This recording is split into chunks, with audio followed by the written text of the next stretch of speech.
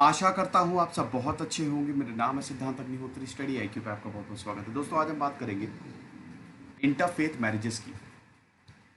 एक धर्म से दूसरे धर्मों में जो शादियाँ होती है, आज हम उसकी बात करेंगे। हालांकि कोई बहुत बड़ा डेटा नहीं है हमारे पास, ना ही सेंसस में इसको इंक्लूड किया जाता है, लेकिन तनिष्क ऐड की कंट्रोवर्सी इतनी बड़ी हो गई है और आपको पता ही है तनिष्क ने अपना ऐड भी हटा लिया है।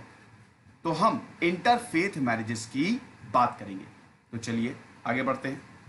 ट्विटर पे मैं आ गया हूँ, ये रही मेरी आईडी, और इंस्टा पे भी आप मुझे फॉलो कर सकते हैं। रात 8 से 10 बजे तक चाहे आप ट्विटर पे सवाल पूछ लीजिए, चाहे आप इंस्टा पे सवाल पूछ लीजिए, मैं आंसर करता हूँ। ट्रैवल भी करने वाला हूँ नवंबर से, तो अपडेट्स डालूंगा, मुझसे मिल भी सकते हैं।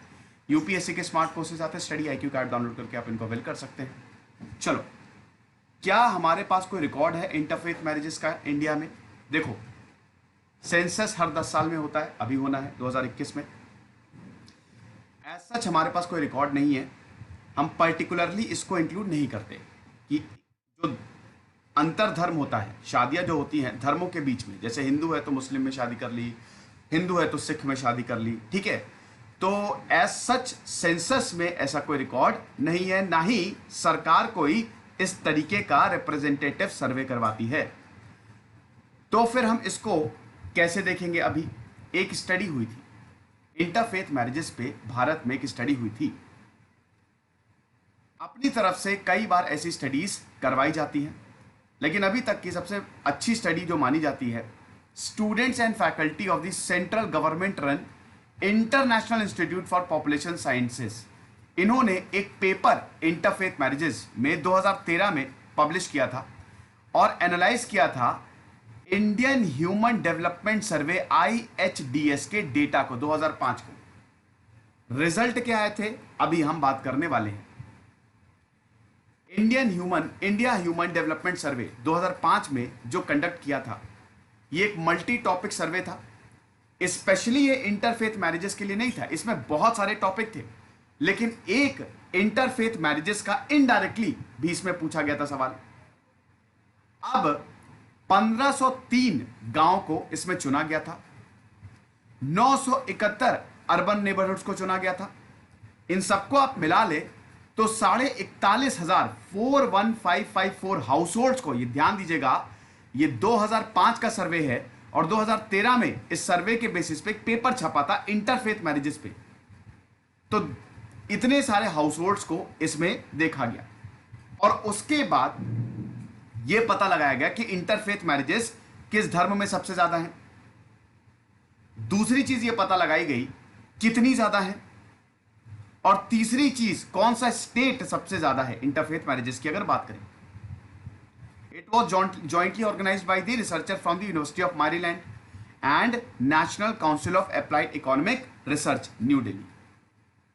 डायरेक्ट सवाल तो नहीं था इंटरफेथ मैरिज पे, लेकिन हां, रिलीजियस एफिलिएशन क्या है, हस्बैंड का या वाइफ का धर्म क्या है, इससे पता लग गया था।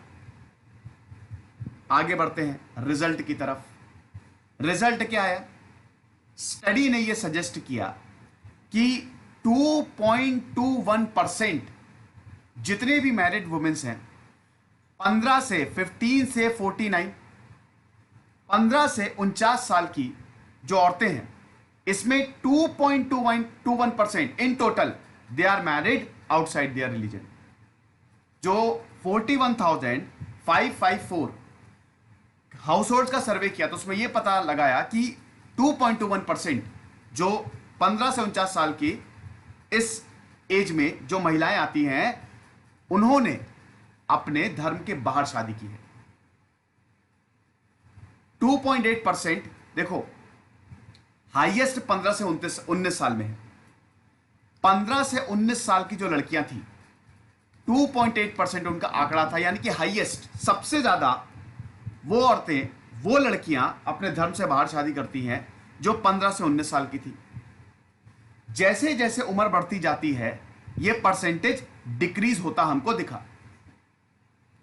20 से 24 साल में आप देखिए, 15 से 19 साल में 2.8% इंटरफेथ मैरिजेस, 20 से 24 साल में 2.3%, 25 से 29 साल में 2% और 30 साल से ऊपर 1.9%। ठीक है, तो एज के साथ साथ इंटरफेथ मैरिजेस की जो परसेंटेज है वो घटते जाते हैं। ये इस स्टडी में सामने आया, समझ गए। जो शहर में औरतें रहती थी वो ज्यादा इंटर रिलीजियस मैरिजेस करती हैं 2.9%, और जो रूरल में रहती थी 1.8%। आंकड़े आपको क्लियर हो गए।